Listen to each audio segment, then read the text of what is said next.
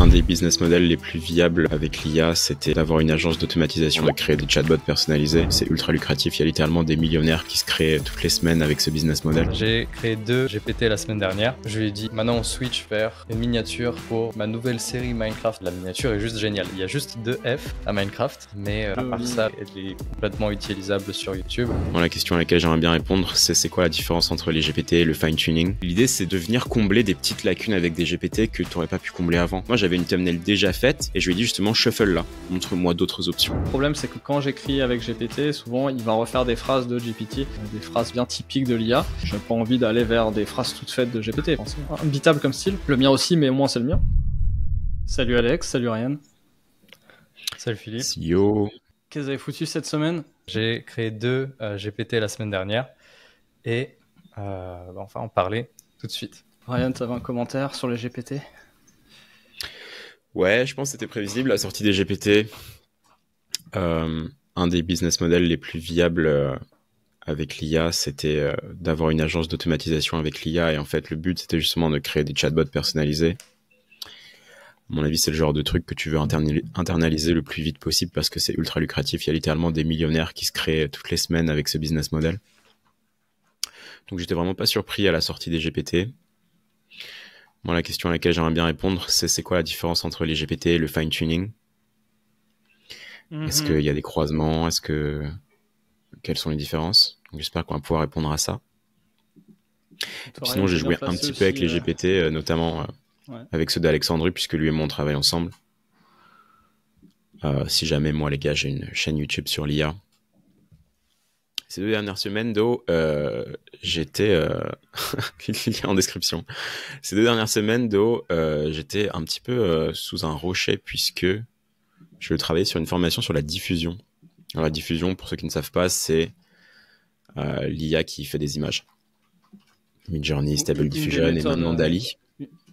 Une des méthodes pour faire des images en IA. C'est ça, genre de l'optimisation de prompt pour les images IA. Donc bon, c'est pas le sujet aujourd'hui. Mais en gros, tout ça pour vous dire qu'en termes de GPTs, j'ai pu tester le GPT de Alexandru. Yes. Alors, je sais pas à quel moment tu veux en parler, Philippe. Ouais, commençons par celui-là. Tiens, qu'est-ce que t'as foutu cette semaine, Alexandre? T'as fait un GPT. Alors, c'était la semaine d'avant, je pense. C'était un rapide. Qu'est-ce qu'il fait ton GPT? Et puis, donc, il permet de générer des miniatures de vidéos YouTube. Donc, j'ai fait plusieurs tests et là où les miniatures sont vraiment incroyables, c'est sur des vidéos Minecraft. Donc, je peux faire un partage d'écran d'une des conversations. Vas-y. Tu vas lancer une chaîne Minecraft du coup. Alors c'est un truc pendant que tu ouvres. Ça m'a donné envie. Pas dit. Ouais, ça m'étonne pas. C'est un truc qui est nouveau, voilà, qui est nouveau sur cette nouvelle version de ChatGPT. C'est qu'il est enfin multimodal comme on nous l'avait promis. Il génère des images. Je crois qu'il y a du speech to text qui traîne. Ils ont combiné aussi le code interpreter. J'ai joué un petit peu avec ça au passage. Uploader des tableurs assez gros pour faire des clusters ou toutes sortes d'analyses. Alors, génération de miniatures. Et puis, maintenant on a DALL-E qui est intégré enfin dans le chat. Donc, qui est assez bizarre d'ailleurs. En gros, le chat va te créer un prompt qu'il envoie à DALL-E. Et puis après, tu peux voir ce qu'il a. Alors, ok, ça c'est ton bot. Donc là, j'ai fait un premier test qui n'était pas génial. Donc, le nom du GPT, c'est Thumbnail Wizard. Et on le mettra dans la description pour les gens qui veulent le tester. Puis juste après, on va montrer comment en créer. On va en créer en live. Oui, on va en créer en live. Donc ici, je lui ai dit, ok, maintenant on switch vers une miniature pour ma nouvelle série Minecraft hardcore de survie dans la jungle. Et la miniature est juste géniale. Il y a juste 2 F à Minecraft, mais à part ça, elle est complètement utilisable sur YouTube. Et ça m'a vraiment impressionné. Donc après, je lui ai demandé, maintenant, mets ma tête à la place de Steve. Et on dirait un peu que je suis un pasteur ici, mais c'est pas mal. On se rapproche un peu, puis je lui ai demandé de m'ajouter une épée. Il râle quand il faut mettre des personnages réels, mais bon, en stylisé comme ça, je pense que ça va. Alors oui, il a râlé plusieurs fois. Ouais, ici, par exemple, j'ai une erreur à créer l'image parce que justement, il y a eu des problèmes de droit d'auteur. Ici, encore une fois. Donc, quand on a ce genre de problème, soit on recommence jusqu'à ce que ça marche, parce que parfois, il ignore juste ces problèmes de droit d'auteur. Ou bien on lui dit, c'est OK, tu peux faire quelque chose, tu peux faire une représentation du logo de la marque, mais qui n'est pas vraiment la marque. Et en fait, tu as quand même le logo de la marque. Donc c'est... Voilà. Tu l'as quand même au final. On sort les astuces. Ok, donc ça t'a mis combien de temps à créer celui-là? Et est-ce que tu t'es repris à plusieurs fois pour le modifier? Alors oui, je m'y suis pris à plusieurs fois pour le modifier. euh, Parce que je voulais séparer le texte des visuels. Parce que je finissais tout le temps avec des problèmes de ce genre où la miniature était sympa, mais Ouais. les textes étaient juste pas Ouais. bons. J'ai essayé ça en essayant de Dali est faire pas bon des sur. images. Ouais. J'ai voulu faire des images d'Ali comme ça. Et à chaque fois, je lui disais, mais mets pas les textes, que moi, je voulais les rajouter moi-même. Ouais. Et j'ai vraiment eu du mal à ça. Je sais pas si Ryan, t'as un type au niveau prompting pour vraiment l'empêcher de mettre des textes sur les images. Ouais, il faut juste mettre no, et puis après, les trucs que tu veux pas avoir. Ah, Donc, tu mettrais ton prompt, et puis après, tu mettrais no, deux points, no et text, une liste. Ouais. no text, no writing, no letters, Ouais, no et un truc, words. c'est que souvent, il hallucine. Tu Ça sais, marche pas. mais enfin, la conversation plus grande, c'est comment tu fais un prompt robuste. Tu dois toujours prendre en compte le fait que l'IA va halluciner puisqu'elle est basée sur les probabilités. Donc, tu peux parfois réécrire plusieurs fois la même instruction. Et ça va augmenter ta probabilité inverse d'hallucination. Mhm. Donc, le fait qu'elle n'hallucine pas. Tu pourrais mettre no text. Mhm. Vraiment no Ok, on text. fera un Je rigole épisode pas. No 100% prompt, je text. crois. No Tu text. vois? No Ok, je text. vois. Ok. Faut pas hésiter à se répéter. C'est vrai Ouais, qu'à une ça. époque, j'avais passé beaucoup de temps. J'avais passé je sais pas, un week-end sur un prompt pour une intégration que j'avais faite. Et c'est vrai que j'avais tenté un peu de comment tu dis, le refactorer, de le raccourcir en évitant les répétitions. Et c'était pire qu'en me répétant beaucoup. Donc je commence à comprendre pourquoi du coup. Ok, donc joli prompt. Donc tu l'as fait. Alors avant ça, on va montrer peut-être comment c'est structuré pour ceux qui n'ont pas encore joué avec, ou ceux qui Ouais, n'ont pas very de nice. plus. Il est en train de réécrire son prompt en live, c'est sympa. Moi, je le partage aussi pour les personnes qui veulent Cool. voir à quoi ça ressemble. Ouais, on va le regarder après. Donc là, on a le. Attends, vas-y, montre les champs comme ça. Donc au début, quand tu arrives, on est sur Create. On verra tout à l'heure peut-être si on en fait un de zéro. Yes. Et en gros, ça Donc, va être un chat où là, tu lui dis ce que tu veux et il te fait ton GPT ou il te le modifie. c'est On va ça. voir Donc, après si c'est tu une bonne idée discutes d'utiliser ce truc. avec. Ouais. C'est ce que j'ai fait de base, mais c'était pas foufou, donc je me suis basé sur ce que j'avais et puis j'ai modifié peut-être Ok. 80% pour avoir quelque chose d'un peu plus clean. Mais je pense pas que mon prompt soit incroyable non plus. Ryan, tu pourras regarder si tu veux, mais Vas-y, alors on regarde le prompt après. Déjà, je voudrais montrer la ouais. structure. Comme ça, on voit tout de suite ce qu'il y a. Donc, tu as l'image, ça, il va te la créer avec Dali d'ailleurs. Le Yes. nom, Donc j'ai activé évidemment. ici. Ok. Bah, je fais de haut en bas, hein, comme ça, tout le monde voit comment c'est fait, ceux qui n'ont pas encore joué avec. Donc, l'image en haut. Et le nom, c'est ce qu'on va voir dans la liste des GPT. Donc, vous allez voir après, l'interface vous permet de choisir à quel chat vous parlez. Donc, c'est la différence avec avant où vous aviez GPT. Maintenant, vous avez GPT, les différents modèles et tous ceux que vous allez créer ou que vous allez utiliser de quelqu'un d'autre comme Alexandre. Donc le nom, ensuite la description qui explique ce que c'est. Et le cœur du truc, c'est ce prompt qui est dans l'instruction, qui correspond plus ou moins à ce... Alors si vous avez utilisé le Playground version de chat, il y avait cette section qui s'appelait... J'oublie à chaque fois. Je l'ai perdu. Système. Donc ça correspond plus ou moins à ça. Ou ça correspond pour ceux qui avaient essayé les custom instructions là qu'il fallait mettre dans les paramètres et qui étaient souvent décevantes. Ça correspond plus ou moins à ça. Donc ça c'est le contexte de à qui on parle. Après il y a les conversation starters, c'est les fameux trucs que tu peux cliquer quand tu arrives, où c'est un peu des questions toutes prêtes. Et alors là on arrive dans la partie qui est révolutionnaire je pense, qui est tu peux lui mettre des fichiers et apparemment tu peux en mettre pas mal et différents types de fichiers. Tu peux choisir ce que tu actives ou pas, donc de DALL-E, il peut aller sur le web aussi, ce qui est aussi une des nouvelles fonctions qu'on n'avait pas mentionnées.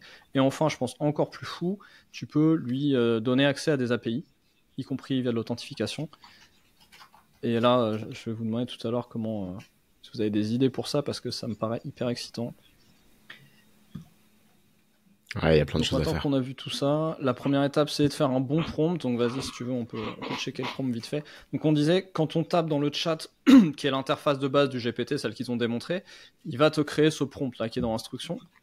Et moi, de ce que j'ai vu, il est pas si bon que ça à faire des prompts. Je sais pas ce que t'en penses, Ryan, si t'as joué un peu avec, mais c'est assez nul, je trouve. Ouais, il est plutôt éclaté pour faire des prompts. Alors, encore une fois, moi, les GPT, j'ai pas trop testé. On Mais peut en créer un peu plus de ce tard que je aussi sais, en live. de ce que je sais, le secret du prompting en IA, c'est de prompter le moins possible. Donc, si tu veux faire des méga prompts, généralement, plus ton prompt sera gros et plus tu as de chances qu'il foire. Parce que si ça se trouve, par exemple, là, je regarde ton prompt vite fait.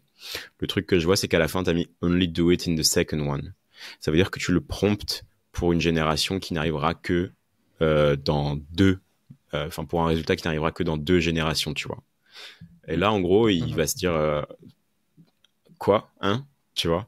La première génération, il va pas comprendre pourquoi tu lui fais un appel sur la deuxième. Donc, si ça se trouve, ça va marcher, mais c'est aussi possible que non. Et en fait, si cette partie marche pas, ce qui risque d'arriver, c'est que tout le reste, en fait, soit obsolète parce qu'il repart en impro, tu vois. Okay. C'est pour ça que nous, on est plutôt fan du prompting itératif, qui est, t'obtiens d'abord un résultat brut, et puis après, tu l'affines au fur et à mesure. Et à la fin, quand tu as ton résultat solide, celui que tu voulais, là seulement, tu crées ton prompt. Donc, je sais pas, c'est quoi comment tu as créé ton prompt, Alex? Est-ce que tu t'es dit, je pense que ça va marcher, donc j'y vais? C'est une façon de faire, mais ça marche rarement, en fait. Et sachant que ça, c'est pas un pur prompt, c'est-à-dire que c'est pas dans le chat, ça c'est un peu sur le côté, et ça te dit comment ce chatbot va agir, mais derrière, tu vas le reprompter en tant qu'utilisateur. Donc, si je reprends sur Playground, tu avais d'un côté système, de l'autre, faudra peut-être qu'on partage ça, mais de l'autre user chat. Donc tu as la conversation, et ça, c'est en amont de la conversation, quoi. Donc on est en train d'apprendre à utiliser ça, c'est pas évident. Mais ouais, de ce que j'ai vu, le fait d'utiliser le chat, donc l'onglet Create, est assez peu efficace. Là, tu vois, par exemple, sur ton prompt, Alex, la façon dont je l'améliorerais, les 2 dernières lignes, yes. Vu que tu le promptes pour une génération future et que toi, ce que tu veux, c'est pas avoir de texte, en gros, une façon de résoudre ce problème, ce serait de dire plutôt sauf si je te le demande, ne génère pas de texte. Unless asked to not generate text. Mais justement, ce qui fait que tu auras toujours l'option d'avoir du texte si tu veux.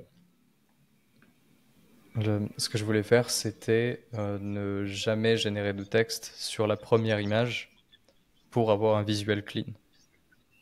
Ouais, sauf que ça, il pourra pas le faire parce que toi, ce que tu veux, ce serait que la première image, il te la donne sans texte et puis que la deuxième, il te donne que le texte, c'est ça, ou alors avec texte. C'est ça.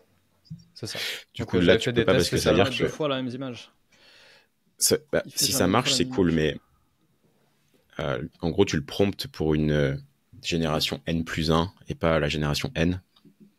Ouais. Donc, ce que tu peux faire pour contourner ce problème, c'est lui dire de ne jamais faire de texte, sauf si tu lui dis l'inverse. Et donc, après, pour la génération N+1, tu reprends le prompt, tu reprends l'image et tu lui dis, genre, cette fois, mets un texte. Le problème dans cette solution, c'est que ton image d'avant, elle sera pas identique. Donc, comment tu fais pour régler ce problème maintenant? À l'ancienne, en gros, je génère le texte sur un fond noir. Donc, le texte est juste généré sur un fond noir et après, oui, il faut le photoshopper en plus. C'est ça. Donc, ce que tu peux faire, par exemple, dans le cas d'une thumbnail, c'est, j'en sais rien, propose-moi des fonts qui iraient avec cette thumbnail, sachant les connaissances que tu as, par exemple. Et puis après, tu peux en générer jusqu'à ce que toi, tu aimes bien. Et là, tu les aides avec Photoshop. Ça, il pourra faire. Mais ouais, de manière générale, en gros, tu veux pas prompter en N+2 parce que l'IA, elle fonctionne à la mémoire. mais elle fonctionne à la prédiction immédiate aussi, tu sais.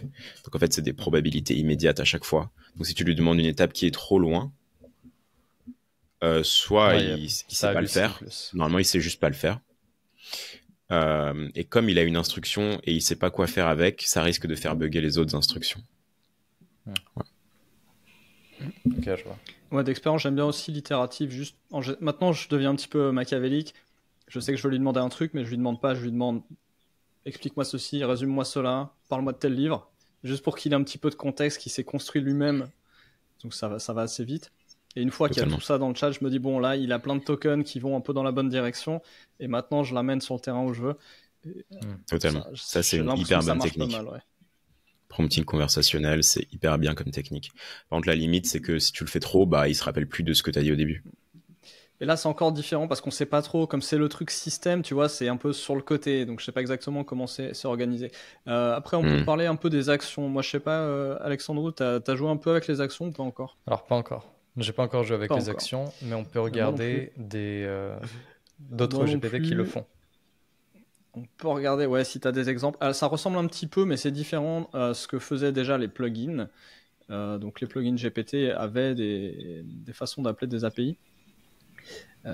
Et en parallèle, il faut savoir qu'il y a une version programmatique de ces assistants-là qui a été créée, qui s'appelle Assistant, et qui permet via l'API de créer par exemple un chatbot sur votre site web en accès libre. Alors que là, si j'ai bien compris, les GPT, c'est que pour les gens qui utilisent, qui ont un abonnement, c'est ça? Ouais. T'as aucun moyen de payer pour l'utilisateur, par exemple? C'est une bonne question, il faudrait vérifier. La façon dont c'était J'ai fait pas avant, c'est l'impression. justement que tu avais une plateforme externe où tu fine-tunais en fait GPT et la plateforme externe se chargeait de contenir le fine-tuning dans un conteneur que tu pouvais justement intégrer sur un site web. Tu avais des outils comme Dante par exemple qui faisaient ça. T'en avais d'autres, je crois, mais Dante ça marchait bien. Le problème de ça, c'est que quand tu fine-tunes GPT, eh ben, même si tu lui donnes des données et tu lui dis concentre-toi un peu plus sur ça plutôt que sur le reste, il a quand même une base de données qui est tellement gigantesque que c'est trop dur de lui faire oublier toutes les autres choses qu'il a apprises. Donc j'en sais rien, par exemple, tu vas lui donner plein de thumbnails, tu vas le fine-tuner sur plein de thumbnails. De temps en temps, il va te sortir, j'en sais rien, une thumbnail dans le style de Léonard de Vinci la Joconde, tu vois. Tu vas faire, bah ok. C'est pour ça que moi j'étais très bullish sur les plugins. Parce que t'en parlais. Un truc qui est cool avec les plugins, c'est que tu pouvais justement avoir cet environnement méga contrôlé parce que tu pouvais décider de mettre les informations dont tu avais besoin sur un fichier externe, un PDF, un CSV, ce que tu veux. Ça fait que GPT est forcé de tout le temps se référer à ce fichier. Et donc évidemment, ce qui n'est pas dans ce fichier, il va pas pouvoir l'inventer, sauf s'il hallucine. Mais s'il hallucine, tu le vois direct. Ok, alors là, avec les assistants, tu peux faire la même chose plus ou moins en fait, dans le prompt qu'on a vu là, le prompt de contexte, tu lui dis s'il doit se concentrer sur les infos que tu lui donnes ou s'il doit aussi se baser sur ce qu'il sait par ailleurs. Donc c'est assez personnalisable. Et je pense que ce qu'ils ont essayé de faire, c'est une interface vraiment grand public pour faire un peu la même chose que les plugins. Je peux partager mon écran avec ceux que j'ai créés, comme ça on va être dans le concret aussi. Moi, la question que j'ai aussi, c'est quoi mettre dans les fichiers. Parce qu'on peut faire un peu tout ce qu'on veut, et je me demande quelles sont les bonnes pratiques. Je peux peut-être montrer les exemples que j'ai et les succès ou échecs. Puis Ryan, tu me dis ce que tu en penses d'un point de vue avec plaisir. contexte, etc. Si tu aurais mis autre chose dans les fichiers.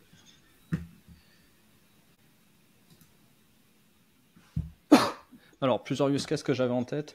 J'ai créé un persona. Alors, je me suis fait aider. J'ai essayé d'en créer un qui m'aide à retravailler mes brouillons pour les posts LinkedIn. Ça marche pas très bien. J'ai essayé aussi de créer une sorte de consultant qui aurait de la connaissance spécifique. Et j'ai créé un. Alors, je vais commencer par celui qui marche le mieux. Celui-là, il est basé sur une FAQ que j'ai pour un produit. Et il regarde dedans, il répond aux questions. Donc là, on a les conversation starters. Et hop. je peux lui poser n'importe quelle question à propos du service et il va regarder dans le fichier que je lui ai fourni. Alors le problème c'est que c'est un fichier dur, docx, qui est uploadé. Je voulais voir aussi si on peut leur donner un lien vers un Google Doc par exemple, ou une page web que j'uploaderai en continu. Je sais pas si vous avez l'info.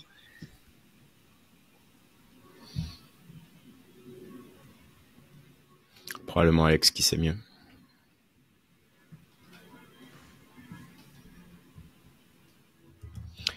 Et ça, le bot que tu as, il fonctionne bien, il dit pas de conneries parfois? Pour l'instant, alors là, j'ai joué avec ce matin et puis au bout d'un moment j'ai atteint ma limite, donc ça marchait plus. Mais dans l'ensemble c'est pas mal. Et là, je vais vous montrer comment il est fait derrière. Celui-là il marche vraiment pas mal, je l'ai pas vu raconter n'importe quoi. Et pour le coup je l'ai personnalisé un petit peu pour que s'il sait pas, il raconte pas de conneries. Donc tu peux lui dire de se tenir aux infos. Contrairement à l'autre qu'on va voir après où là il est un peu open. Et je lui ai même donné des liens, genre en gros s'il a pas l'info il donne mon Calendly ou il donne mon site. Ok. Et ça marche pas mal. D'accord. Et tu l'as testé en long et en large, il a jamais dévié du script. Excusez-moi. J'ai pas testé en très large parce que de nouveau j'ai atteint ma limite ce matin et je voulais m'en garder pour le, pour le podcast. Et comme là ils sont un peu submergés, je crois qu'ils ont rebaissé la limite à 50. Mais ouais, pour l'instant c'est vraiment pas mal. Et puis c'est pertinent. Donc ça je pense que c'est un des use cases les plus faciles. Sauf que alors j'ai même mis le lien déjà dans la FAQ en question. Sauf que si les clients n'ont pas GPT+, je sais pas comment leur y donner accès. Ouais. Moi, Ça m'étonnerait pas que dans... Ouais. Ça m'étonnerait pas que dans quelques mois, on puisse embed les GPT sur notre site et que ça utilise notre clé API.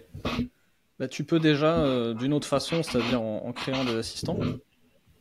Ouais. Je regardais tout à l'heure un tuto vraiment sympa, on mettra le lien en dessous. Mais c'est assez compliqué quand même. C'est-à-dire qu'il y a un petit script Python qui est pas volume mais pas non plus trop léger. Le mec met ça dans Replit. Il a un autre outil de chatbot qui s'appelle Voice je sais pas quoi. Et tu vois, il a tout un aller-retour comme ça. Il crée des fonctions, donc l'équivalent de ces actions ici, mais en mode API, qui vont taper dans son outil à lui, qui fait le calcul pour des panneaux solaires, etc. Tu vois, donc il y a toute une logique métier qui est dedans. Mais c'est quand même beaucoup mieux que tous les chatbots qu'on a pu voir avant, tu vois, que ce soit avec comment ça s'appelle, j'ai oublié le nom. Ok, j'ai des trous de mémoire. Les chatbots. Moi j'ai une question aussi, Ryan sait peut-être. Les conversation starters là, je me demande s'ils ont un impact. C'est vraiment que de l'interface, des questions toutes prêtes, ou est-ce que ça donne du contexte qui est pris en compte? Ouais, moi si j'étais toi, justement, je forcerais mes utilisateurs à n'utiliser que les questions prédéfinies. Ouais, mais tu perds tout l'intérêt parce que ouais, c'est vrai. En gros, l'intérêt là du coup serait que tu aurais un chatbot qui prend beaucoup moins de temps à programmer que ce que tu aurais dû faire classiquement avant avec chaque réponse manuellement. Mais en gros, nous à Iamania, on vend des chatbots. On a notre agence d'automatisation dans le background.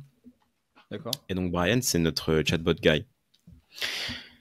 Dommage, il n'est pas venu aujourd'hui, mais peut-être qu'on pourra l'amener un de ces jours. En gros, le gros problème qu'on a, nous, avec les chatbots, c'est que il va arriver un moment. Peu importe à quel point ton prompt est solide, peu importe à quel point tu as délimité, enfin, set des limites, que ce soit avec ou sans code, ouais. Il va finir par dire de la merde. À un moment, il va dire de la merde. Et c'est imprévisible. Tu ne sais pas quand est-ce qu'il va le faire. Ok. Sur cette use case, ça peut poser problème. Il faut bien marquer non contractuel. Ce n'est qu'une interface. Totalement. D'ailleurs, on va parler sécurité après parce que j'ai vu des trucs assez ouf sur le plan de la sécurité auxquels j'avais pas du tout pensé. On s'est mis ça en backlog là pour la fin de l'épisode. Ok, bon là en tout cas c'est un doc de 4-5 pages, donc celui-là pour l'instant marche très bien, tu vois. Là il dit ouais bon, il donne plutôt des bonnes infos et à la fin il donne des liens, genre mon Calendly. Celui-là je l'ai bien aimé. Je t'en montrerai un autre qui marche pas du tout, ou très mal. Vous allez me dire pourquoi il marche pas. Donc là j'ai essayé de faire un persona. Et comme ce que je lui demandais de faire ici, créer des prompts qui marchaient pas, alors à chaque fois je lui faisais des commentaires sur ce qui me plaisait pas.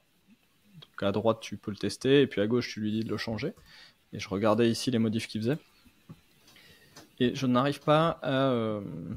vous allez voir. J'arrive pas à lui faire se comporter comme un client. Il finit toujours par essayer de me donner des conseils ou à me demander ce que moi j'ai fait ou je sais pas quoi. Alors déjà tu vois l'intro, je lui demande pas de m'aider, et c'est écrit noir sur blanc à gauche, m'aide pas quoi. Émule un client, tu vois. Et d'ailleurs, je sais qu'à une époque, on arrivait à faire des chats en GPT 3,5 ou 4 qui étaient assez forts en interview, qui donnaient bien le change pour des interviews. Donc je sais pas si tu as des bons prompts pour ça. Et dernier truc, après je lui dis... Donc lui, c'est un client de Yacht, tu vois. J'ai un client qui fait ça, donc... Et tu vas voir qu'il me déclame un truc de 4 paragraphes issus de mon PDF. Donc là, je lui ai mis comme doc un PDF qui est un document type persona avec plein d'infos sur la cible. Tu peux l'ouvrir? Juste, il me recrée... non... Je peux te le montrer ici. C'est un doc comme ça. Il est méga pimpé ton Chrome. Et encore, j'ai viré la moitié de mes extensions. Donc là, je l'ai mis en PDF parce que je me suis dit qu'en tableur, ça serait le bordel. Donc il voit très bien le contenu, hein, il l'utilise parfaitement. Ce qui me sort là est tout à fait pertinent, sauf qu'il me régurgite juste les infos qui sont ici. Et il me répond jamais comme s'il était un client. Il me dit pas ouais, peut-être, mais j'hésite parce que. Et c'est tout. Non, il va me faire des phrases pas possibles. Ok. Est-ce que tu précises que c'est un client potentiel? Bah oui. Ouais. Alors, il faut savoir que faire des personas avec GPT, c'est mon use case favori. Parce que c'est trop fort. C'est vraiment trop puissant. C'est dingue quand t'as un business qui, par exemple, n'a pas encore assez de data client pour avoir un persona super précis. En fait, GPT est tellement entraîné sur une base de données gigantesque sur le comportement des acheteurs que tu peux avoir quelque chose de vraiment, vraiment bien, en tout cas qui peut te permettre de commencer, voire même de t'étendre. Ouais. Moi, là, ce que je vois, c'est que ton personnel est tout petit. Et plus c'est petit, plus il y a de la marge d'impro. Ok. Il y a tout ça en fichier. Mais par contre, ce que je n'arrive pas à faire, c'est à lui faire se comporter comme une personne et non pas comme un assistant. Mais peut-être que c'est lié à la façon dont les chats sont structurés. Ouais, alors il faudrait tester. Là, pour le coup, c'est difficile d'avoir une réponse absolue. Mais en gros, par exemple, un truc que tu pourrais faire, ce serait d'ouvrir GPT-4 et de copier-coller les instructions que tu as. Ouais. Et tu pourrais demander à GPT-4 de te sortir un persona, par exemple, à partir de ces infos. Et tu pourrais l'orienter pour avoir un persona particulier. Tu pourrais dire que Sam, il est de nature sceptique et il a, par exemple, j'en sais rien, du mal à faire confiance. Tu peux faire ça si tu veux. Ouais. GPT-4, il va te sortir un personnage gigantesque qui est bien plus grand que ce qu'il y a dans ton PDF. Ok. Et déjà, ce qui va se passer, c'est que si tu as un méga persona comme ça dans tes instructions, déjà, il va avoir plus de matière pour travailler. Et en plus, la façon dont ça va être construit, vu que ça a été construit par GPT, lui, il va comprendre plus facilement que c'est un client et pas un assistant. Et donc, ça serait la première partie de ton prompt. Et la deuxième partie de ton prompt, c'est celle où vraiment tu insistes sur le fait que ton goal, c'est d'en apprendre plus sur le client et que donc, pour t'assister, ce que lui doit faire, c'est se comporter comme un client. Tu vois? Donc, je sais pas si on a le temps d'essayer ici, mais ça peut être une piste. Et après, comme d'habitude, là, on a une piste. Ce qui est bien avec l'IA, c'est que c'est un problème solver qui nécessite du problem solving. Donc, maintenant qu'on a une piste, l'idée, après, c'est de la tester, de voir s'il y a un petit changement de comportement, et ensuite d'affiner. Et parfois, ce processus peut prendre la journée pour avoir le bon prompt, pour avoir le bon assistant. Et c'est pour ça que tu as des sites comme PromptBase où les gens vendent des prompts. Souvent, on pense que c'est de l'arnaque, mais sauf que parfois, tu peux passer littéralement une demi-journée sur un prompt. Alors franchement, le vendre 5 €, ça les vaut, tu vois.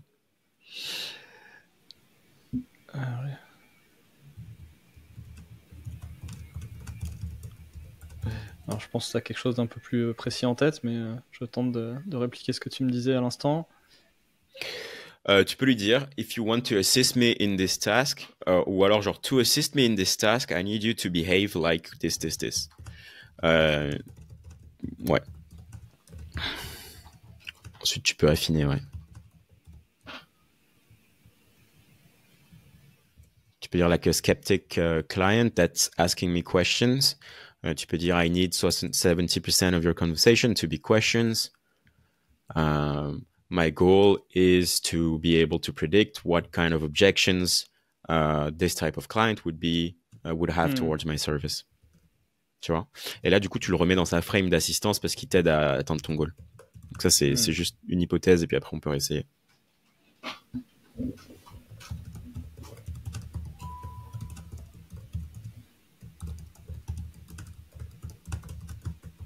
Je le fais assez vite fait pour que ça reste visionnable.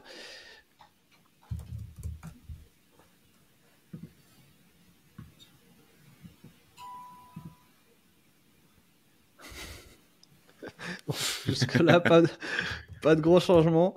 Je me demande s'il n'est pas vraiment Keblo dans son fonctionnement d'assistant du fait du système. Mais comme tu dis, il faudra le tester plus dans GPT-4. Mais du coup, on perdra le...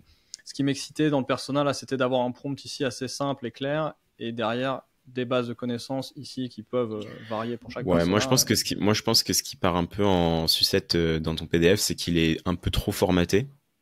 Ouais. Ouais. Il y a des tableaux, des couleurs partout. Bah, oui, ça se trouve, il le juste. Tu vois, ça se trouve, il le lit juste pas. Est pertinent. Mais si, parce que le contenu qui sort est exactement ce qu'il y a là-dedans, c'est très pertinent.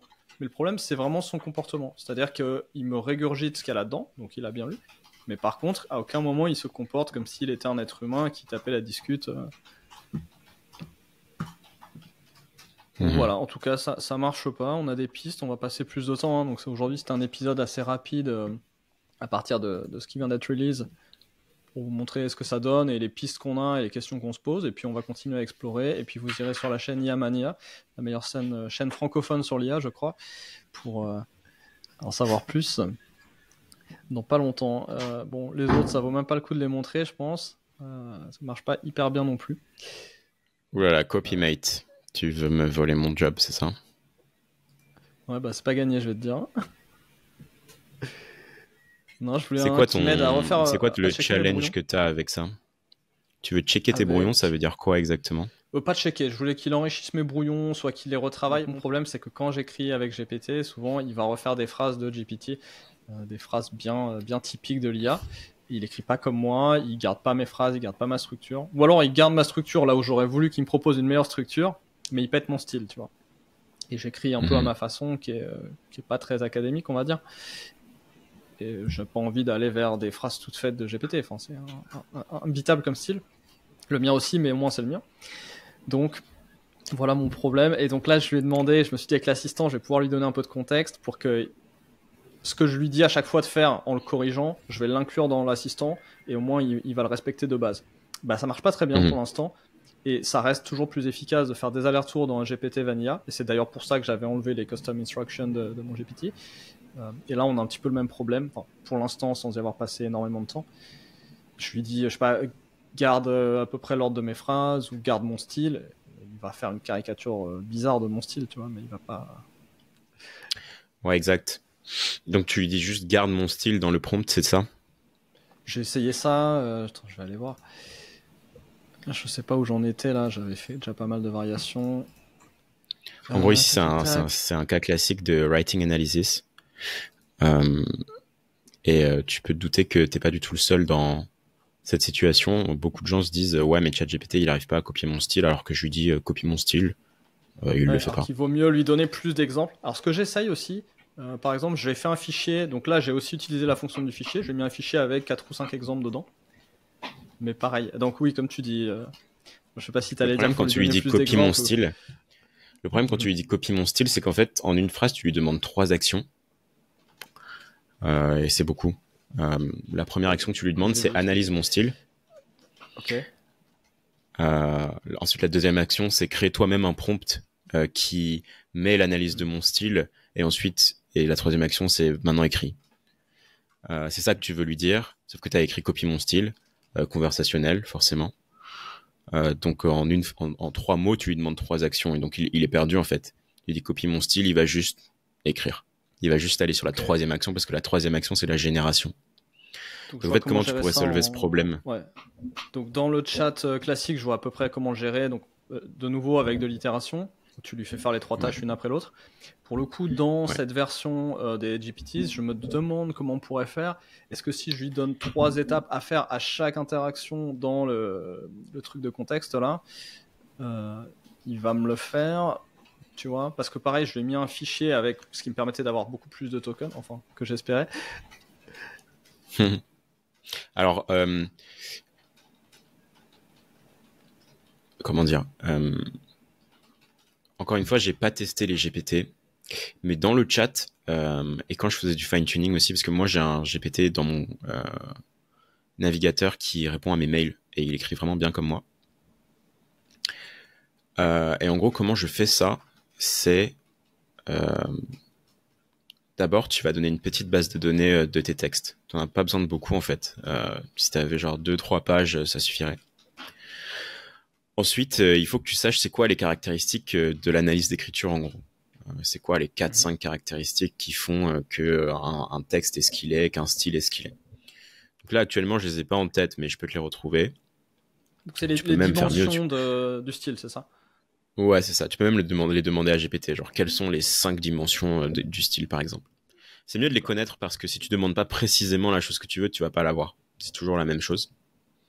Donc ensuite, une fois que tu as obtenu ces éléments de style, là, tu crées un nouveau prompt qui dit écris tel texte avec telles instructions de style. Voilà le style que je veux que tu aies. Et là, tu rajoutes ta base de données et tu lui dis si jamais tu venais à dévier de ce style, réfère-toi à cette base de données pour avoir des exemples. Tu vois ? Dévier.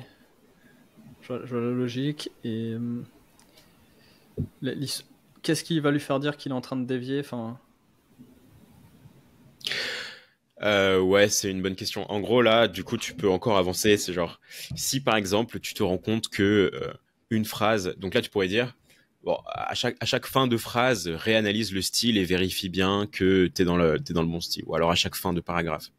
Si à une fin de paragraphe, après avoir analysé le style, tu te rends compte que tu n'y es plus, réfère-toi à la base de données pour des exemples. Ok, donc il doit s'auto-évaluer. Du coup, okay. Exactement. En fait, tu lui mets un prompt comme ça, tu vois. Mais sauf que tu le construis petit à petit. Et c'est un gros prompt. Et lui, tu peux le vendre si tu veux. Je te passerai le mien, il n'y a pas de souci. Mais ça donne de meilleurs résultats. C'est pas les meilleurs résultats, mais ça donne de meilleurs résultats. Le meilleur, c'est fine-tuner. De demander à GPT, non, pas forcément, parce que je pense que les GPT fonctionnent pareil. Mais en gros, de demander à GPT à chaque fois de s'auto-évaluer et de revenir au prompt de base pour qu'il part pas en impro. Parce que ce que tu veux, c'est contrôler encore une fois. Tu veux vraiment contrôler qu'il fasse pas n'importe quoi. Et ça, c'est tout le challenge en fait, parce que les chatbots et tout, trop cool. Moi, j'ai envie d'en vendre plein. Mais si tu vends un chatbot à un médecin et que le médecin diagnostique un cancer de la flèche, voilà, si vous avez la référence YouTube Orange 2012, si le médecin te diagnostique un cancer de la flèche, bon bah merci le chatbot. Donc en gros, le gros challenge avec les prompts, et là on parle plus forcément des GPT. Et encore une fois, c'est encore un disclaimer les gars, hein. Si vous écoutez ce podcast, je n'ai pas testé les GPT. J'étais sous un rocher ces 2 dernières semaines. Mais là, de ce que je sais du prompting, sent quand même que c'est le prompt qui nous arrache les cheveux. Et ce qui est marrant quand même, c'est qu'ils ont essayé d'éliminer ça en te faisant taper la discute avec un GPT qui construit l'autre GPT, ce qui a donné lieu à une super copie d'écran pour troller Grok d'ailleurs. Pour ceux qui avaient vu, on mettra peut-être le lien en dessous.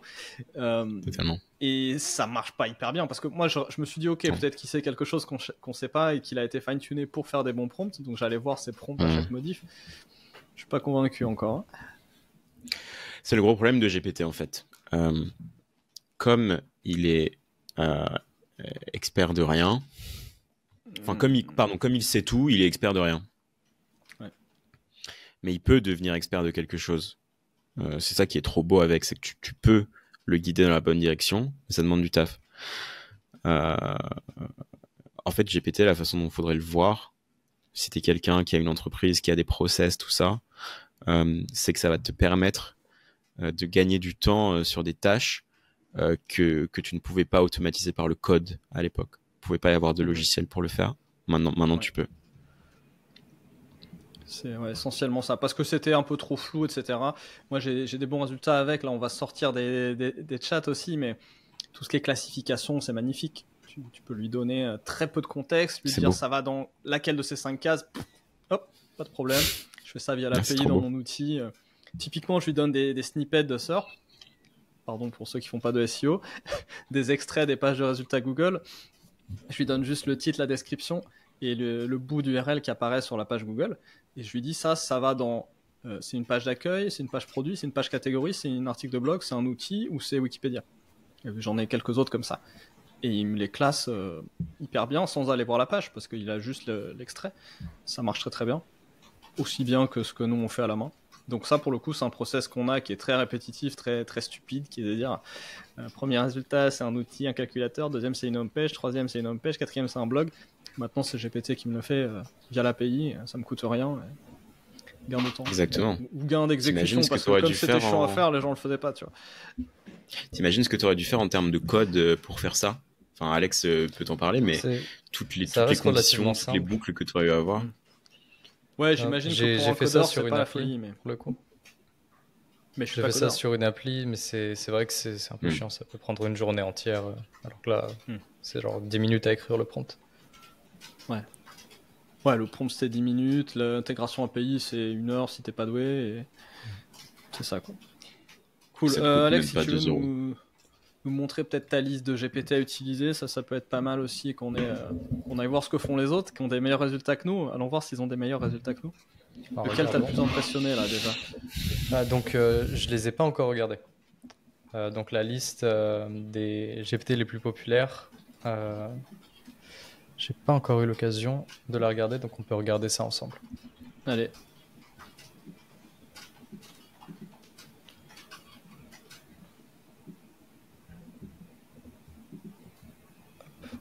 Est-ce que tu veux commencer un partage écran peut-être?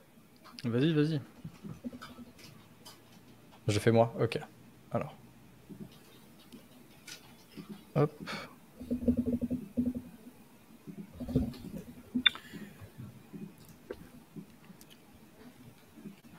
Vous voyez bien mon écran? C'est pas mal. Ok. Donc, ici on a Canva, Grimoire, Nomad GPT qui vient de Nomad List. Toujours dans les bons coups. Là, j'ai vu qu'il avait aussi créé un... Clique sur l'image peut-être pour... Ah, tu veux ouvrir les liens carrément? Bah vas-y, on teste. On peut en ouvrir directement, ouais. Mais je regarde japonais, ça peut m'intéresser. Je suis présentement au Japon. Alors, hop. Mais je parle pas un mot. Mais du coup, faut parler japonais. Donc, on est servi avec Shantisha.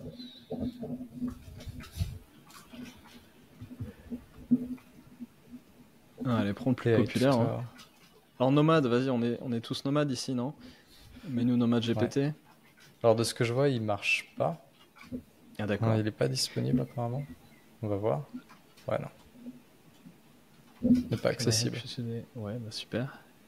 C'est pas gagné. Alors Canva, Canva avait fait pour le coup des trucs bien utiles. Canva, on fait une vraie intégration donc. D'accord. Donc là, on se rapproche de ce qu'ils faisaient. C'est quoi? C'est une déclinaison de leur plugin peut-être? Sûrement, ça doit être connecté à leur API et générer une page Canva après avec ces éléments-là. Donc, les specific elements.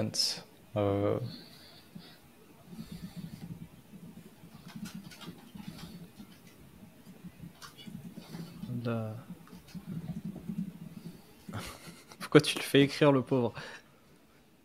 Je veux voir justement ce que ça donne pour voir si ça me crée bien un document. Fait, ou est-ce que... Oui, parce que là, que fait Canva, que fait Dali, on sait pas trop. Ouais. Starting action, donc là on sait qu'il utilise les actions, donc des appels API. Regardons ce que Canva, ils ont leur propre IA en plus. Ok, donc ça me génère du JSON. Il appelle quoi là? Il appelle quoi?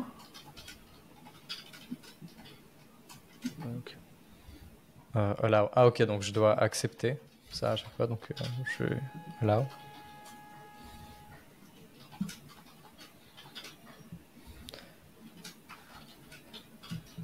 Ça me fait un peu penser à Open Interpreter. Je sais pas si vous avez vu ce que c'est. Open Interpreter, en gros, Si. c'est les GPT. Donc, un peu cette UI, on va te demander est-ce que tu acceptes que je fasse ces actions-là, mais dans ton terminal. Donc là, ça peut créer des fichiers, supprimer des fichiers dans ton ordi. C'est un peu risky, mais c'est intéressant de voir ce que ça fait. C'est committed là, ouais. Alors, ok, donc là, j'ai plusieurs options. Ok. Alors, est-ce qu'il a écrit?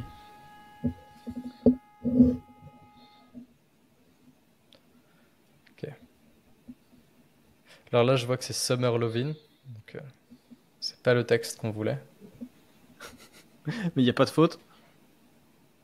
C'est du texte type Dali avec. Enfin, on reconnaît en général quand c'est fait comme ça.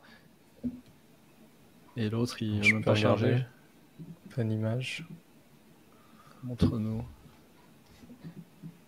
Non, ça m'a pas l'air d'être Dali. Ok, C'est peut-être donc. juste une preview du Canva qui a été généré.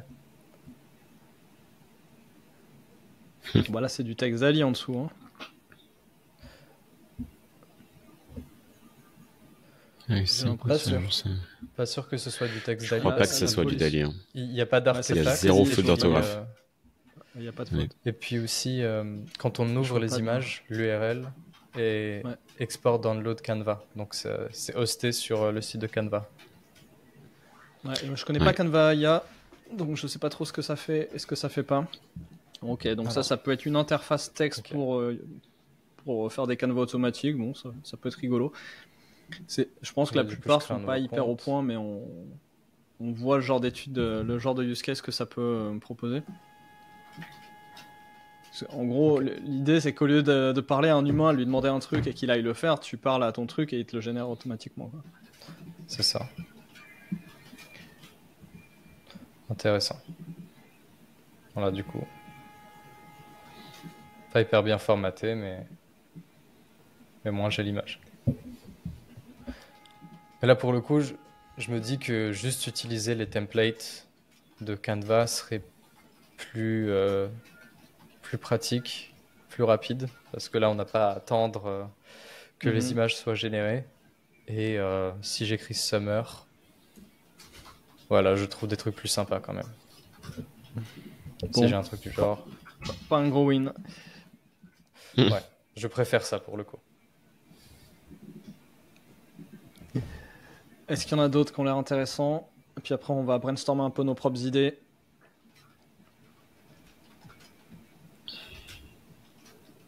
Puis laissez-nous des commentaires si vous avez trouvé un GPT qui marche pour vous. Math Mentor. Pas. Intéressant comme use case. priori, Math Mentor pour les enfants, c'est vraiment cool. C'est le plus dur à trouver, c'est un qui marche quand même, hein, j'ai l'impression. Enfin, qui est utile. Ouais. Ou a priori, si t'en as un qui marche, t'as pas envie de le partager. Il Alors, va je peut-être serais pas finir sur un intéressé, thread Twitter. Quand même. Je serais quand même intéressé par ouais, des use cases comme ça d'éducation. Je pense que ça reste plutôt un bon Celui-là. tant qu'il hallucine pas.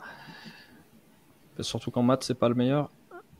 Mais peut-être avec une API calculatrice, je sais pas. Alors, hop. Est-ce que vous avez... C'est compliqué. C'est Ryan le fort en maths là, non? Ouais, c'est moi. D3 en tout cas.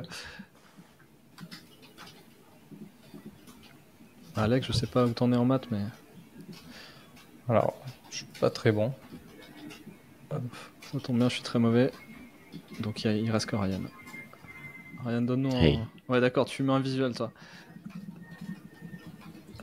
Ouais, là j'ai envie de tester avec un visuel. Hop. C'est un fou. C'est cute.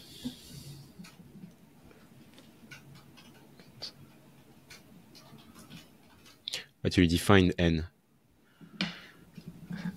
Solve for n.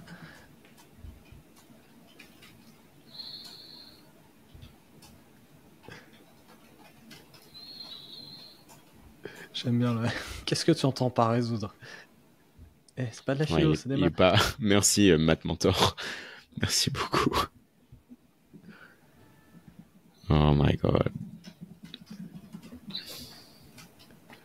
Math T'as tapé mentor. quoi pour avoir la séquence de Collatz? T'as tapé genre problème de maths dur. Ah. Ouais. Ouais, il a tapé ça dans Google, ouais. Moi, j'ai juste écrit complexe math problem image. Mhm. Et j'ai essayé de prendre un truc qui n'était pas une stock photo. Ok, celui qui may never be solved, c'est celui que tu lui as donné, c'est ça? Ah, d'accord. Oh, On va voir, peut-être que, tu vois, il en a dit, on verra que l'IA est meilleure que les humains le jour où elle aura résolu un truc plus compliqué qui n'a pas encore été résolu. Donc, c'est peut-être aujourd'hui. Une ressource que je vous conseille vraiment, pendant que tu fais ça, Alex, c'est d'aller voir le podcast de Cédric Villani sur l'IA. Ok. Cédric Villani, qui est un méga mathématicien, FR, grosse tête, Chelon. médaille Fields, Ok. qui lui parle de l'IA et qui parle des applications scientifiques de ChatGPT. C'est très intéressant. Et en gros, il Son expliquait que Twitter, son lui, site. en gros, lui en maths, il éclate ChatGPT et il y a même pas de Intéressant. il y a même pas de compétition. C'est si il demande même des résultats les plus basiques sur ses recherches à ChatGPT, en gros, ChatGPT ne va jamais lui donner la réponse et il va faire que waffle. Waffle en anglais, Il y a c'est-à-dire un an, il moi, va j'ai éclaté raconter des ChatGPT bêtises, en quoi. maths. Ouais, tu vois. Et là, on en revient à ce qu'on disait tout à l'heure, c'est que ChatGPT, ça sait tout, donc c'est expert en rien. Et par exemple, Villani, je crois, il est expert dans les trucs des plus courts chemins. Ok. Les plus courts chemins, si je dis pas de conneries, nous on l'a tous fait, c'était Pythagore, et lui il le fait sous stéroïdes. Et ChatGPT, il arrive à rien faire. Et donc je vous conseille d'aller regarder Cédric Villani qui parle sur l'IA pendant 3 heures sans s'arrêter. Ce mec est méga charismatique en plus. Enfin, il a son charisme. Sur YouTube, sur Libération, exactement, pendant 2 heures.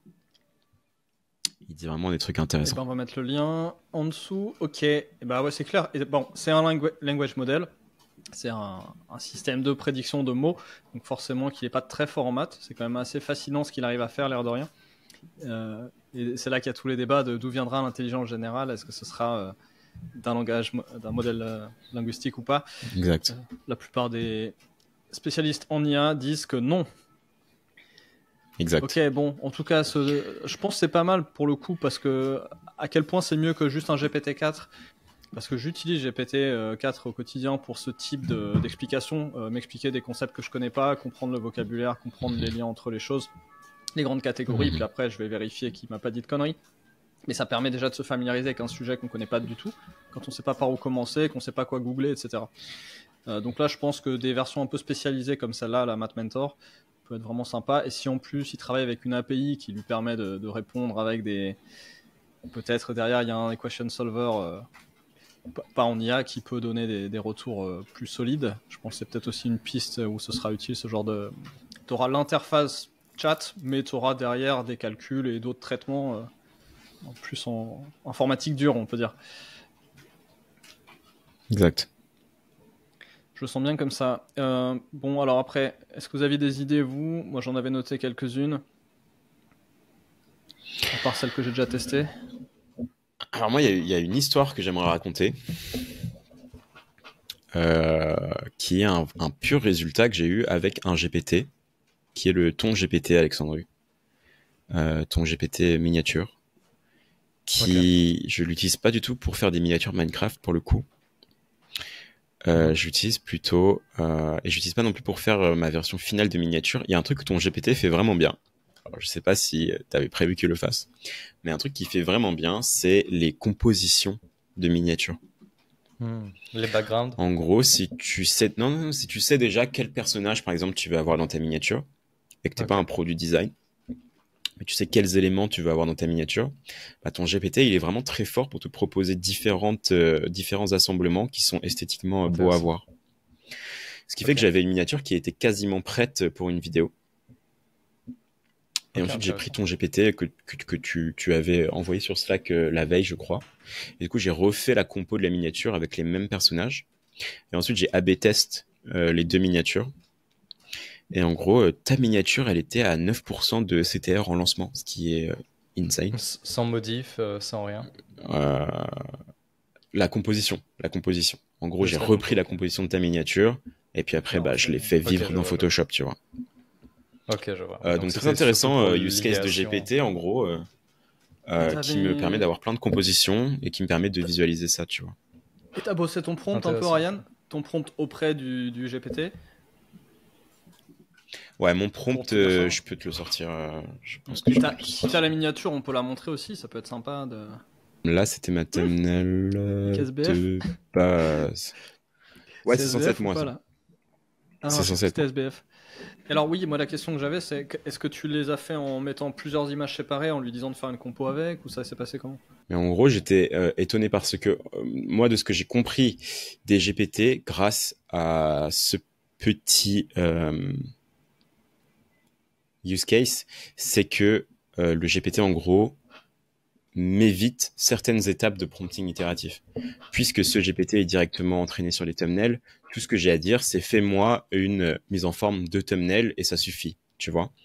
Là aussi, j'avais fait sur un DALL-E classique, il aurait fallu que je donne des exemples, il aurait fallu que je lui dise, bah, je veux la compo comme ci, comme ça. Celui-là, vu que c'est un thumbnail wizard, il, euh, c'est lui qui va me proposer des idées, à l'inverse de moi qui lui propose des idées. Ok, donc ça marche quand même. Tu gagnes quand même des étapes avec ce type de. J'ai gagné quelques petites étapes, ouais. Alors, je vais vous montrer tout de suite. Donc, en gros, là, je suis allé sur son thumbnail wizard, hein, et juste pour rigoler, je me suis dit, vas-y, voilà la description de ma thumbnail, et j'aurais besoin que tu me fasses différents layouts.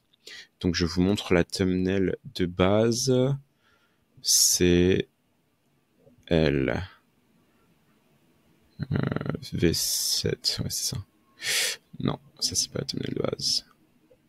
La thumbnail de base. Ah, mais j'ai vu Ouais. passer celle-ci. Ça, c'est la thumbnail de base.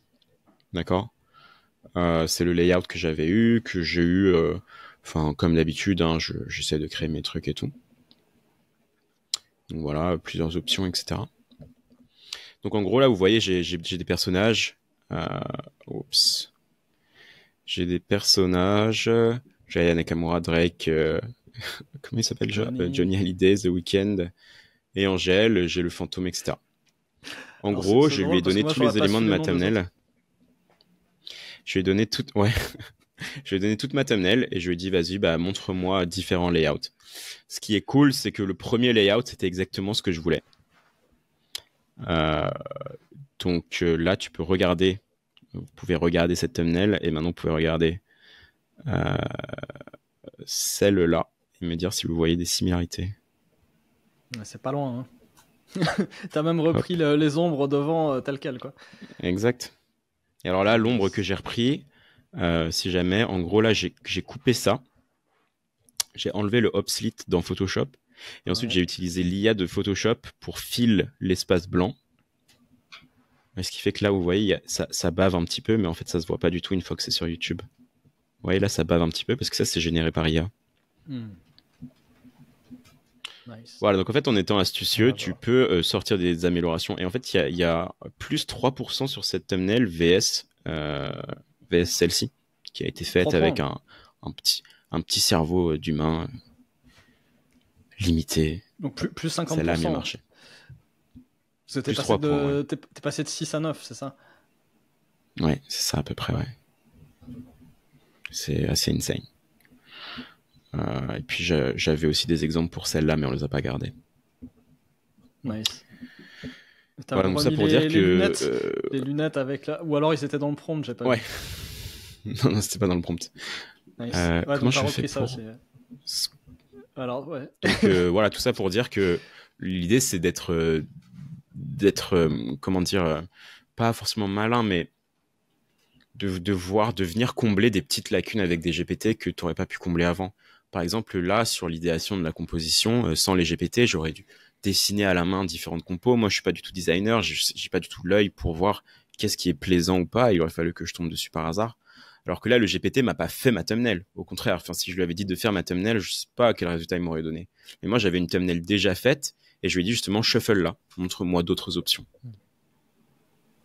Ouais. Alors, quand tu dis, ouais, tu l'avais déjà faite, mais tu lui as donné sous forme d'un prompt. Ouais. Tu lui as pas uploadé l'image. Et montre-moi Alors, des ça aurait été options. intéressant. Ouais. On peut uploader une image sur ton. Ça peut être intéressant, ouais. Ouais, sur le tu tien, peux. Ouais, donc, Ouais, tu l'as fait uploader d'ailleurs tout à l'heure, l'image je et crois. demander des variations de la description de l'image. Nice. Après là, il y avait plein de visages, donc c'est compliqué. Ouais. Voilà.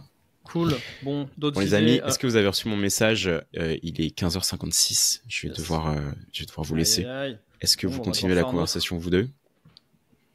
On va wrap up Je pour pense qu'on a celle-là, fait je pense. Je pense qu'on a Ouais, fait le on On va wrap up. parlera sécurité, on montrera ce qu'on a réussi à faire de mieux la prochaine fois, et puis on fera peut-être une liste un peu plus longue de use cases. On en a pas mal, notamment sur l'auto-management, du marketing et d'autres disciplines. On a déjà parlé de DSM, du concept DSM dans ce pod dans le passé, on va y revenir. Donc, il y en a plein, c'est vraiment un nouveau monde. Sam Altman s'est fait réembaucher, donc c'est la folie. Ça va pas arrêter là. Et puis on va commencer à jouer avec les fonctions, comment il s'appelle, fonctions, actions et la version Les API. actions. Donc on a un roi du prompt, on a un roi du code et on a un roi de blabla. Donc ça va le faire. Allez, à la prochaine. Cool, les gars. Merci, messieurs. Merci beaucoup pour l'invite, Philippe. Merci. Merci pour d'être l'invite. venus. Ciao tout le monde. Ciao. Cette fois, c'est stop.